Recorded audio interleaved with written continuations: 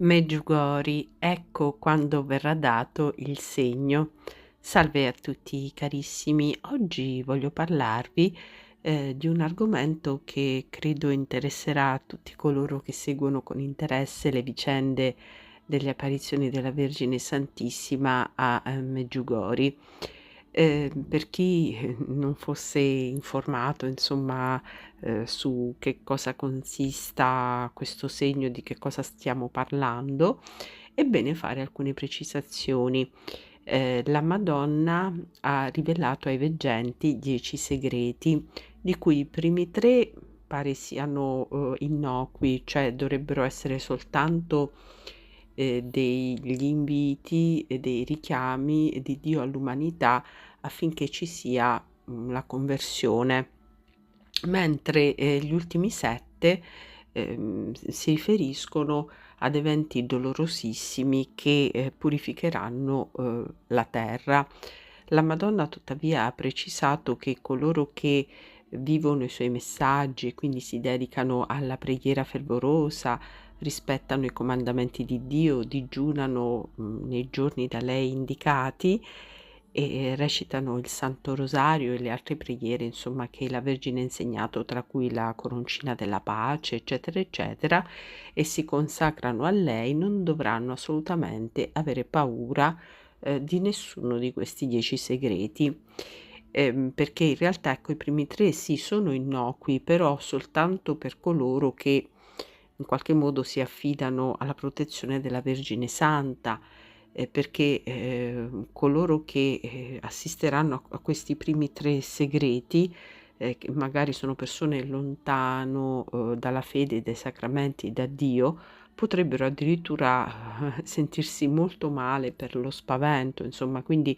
la Vergine Santa ha sempre, detto di non, aspettare che, i 10 segreti inizino, perché potrebbe essere tardi, per convertirsi, quindi di prendere molto sul serio i suoi messaggi e iniziare subito un cammino di conversione.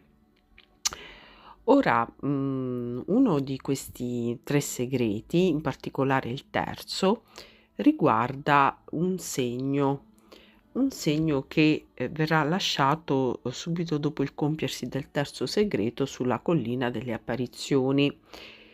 Molti si sono interrogati innanzitutto su quando verrà lasciato questo segno, quindi sulla data del terzo segreto e soprattutto in che cosa consisterà questo segno. È chiaro che i veggenti di Meggiugori non possono dire nulla al riguardo, però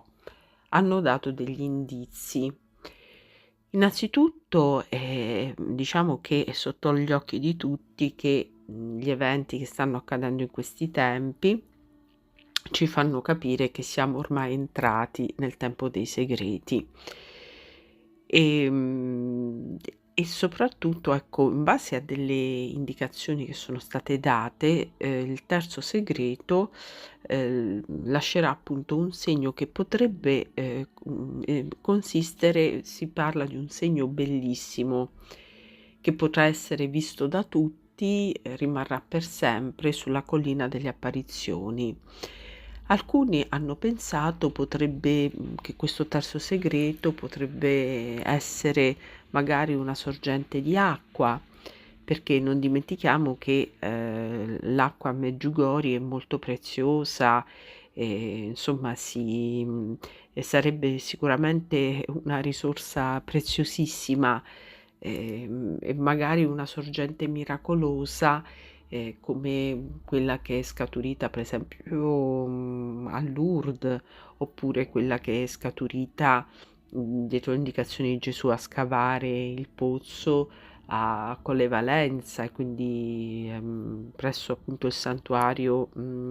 dell'amore misericordioso che ha voluto fosse, edificato Gesù attraverso i messaggi dati a Madre Speranza.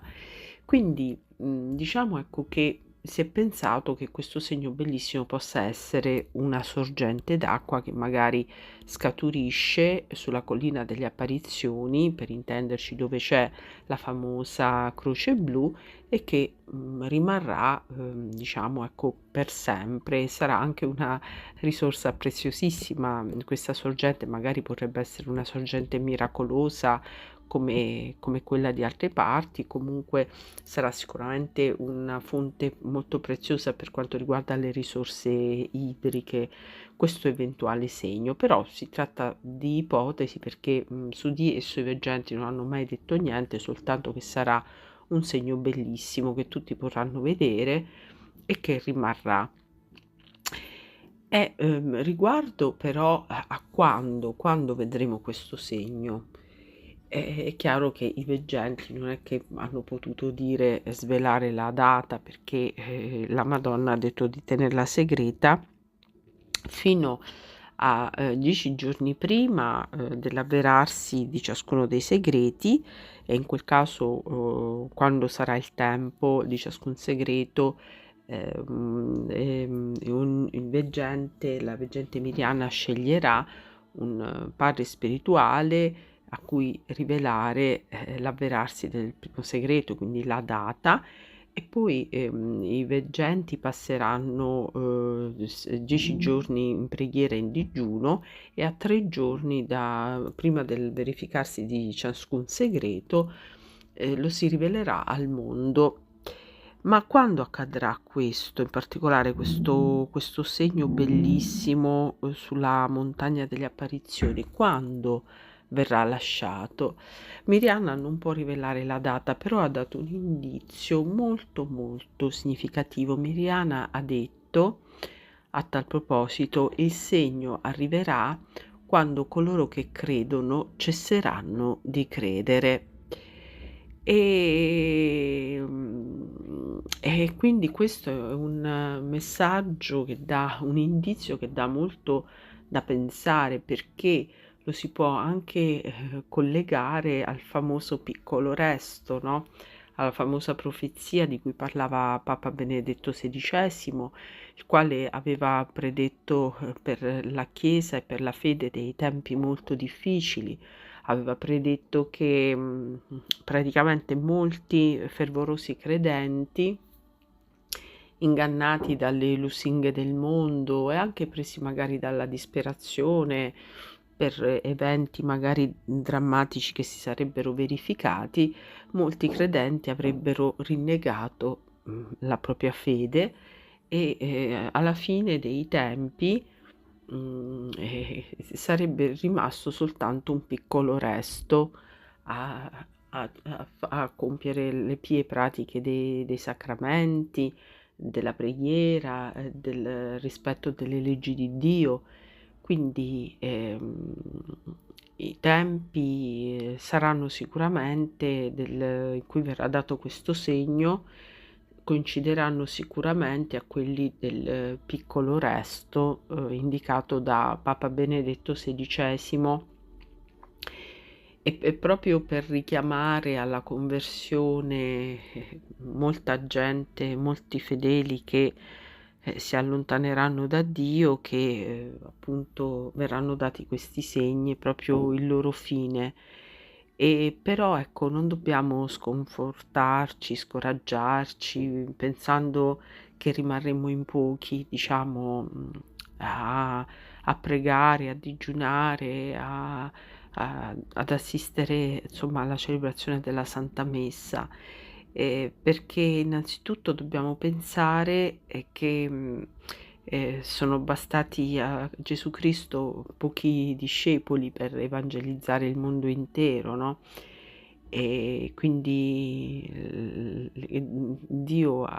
si è avvalso all'inizio veramente di poche persone ma buone per compiere il suo progetto, dalla Vergine Santissima e poi ai discepoli, e quindi non dobbiamo assolutamente disperarci. E poi perché fa parte proprio del progetto di Dio, perché Dio, vuole attraverso questi segreti non vuole distruggere il mondo, lo vuole semplicemente purificare, lo vuole rinnovare. Sono molti i, mistici che hanno parlato, tra cui, Marthe Robin, ha parlato di una rigenerazione del mondo attraverso una grande effusione dello Spirito Santo e se chiaramente avverrà questa grande effusione dello Spirito Santo è perché il mondo apparirà negli ultimi tempi molto bisognoso di essere rinnovato e in seguito a questa nuova effusione dello Spirito Santo ci sarà anche una rinascita un po' ovunque della fede e questo permetterà all'umanità, di conoscere finalmente, quando ci sarà il trionfo del cuore immacolato di Maria, quella pace che l'umanità ha perso per aver rinnegato Dio, per essersi allontanata dalla legge di Dio, per aver messo Dio, la devozione alla Vergine e a Gesù Cristo in un cantuccio, diciamo. Quindi è triste quello che ha detto Miriana perché è triste pensare che il segno verrà dato quando diciamo molti fedeli si allontaneranno dalla pia pratica dei sacramenti e quindi rimarrà un piccolo resto, diciamo. E però questo ci dà la speranza, innanzitutto ci fa rallegrare del fatto di in qualche modo di aver avuto il privilegio di continuare a servire Cristo e il progetto di Dio sull'umanità fino alla fine. E poi ci induce a rendere ancora più fervorosa la nostra preghiera pensando al momento in cui invece la fede rifiorirà proprio a livello mondiale, no? Vedere un'umanità nuova, trasformata, non più imbruttita dal peccato e dalle sue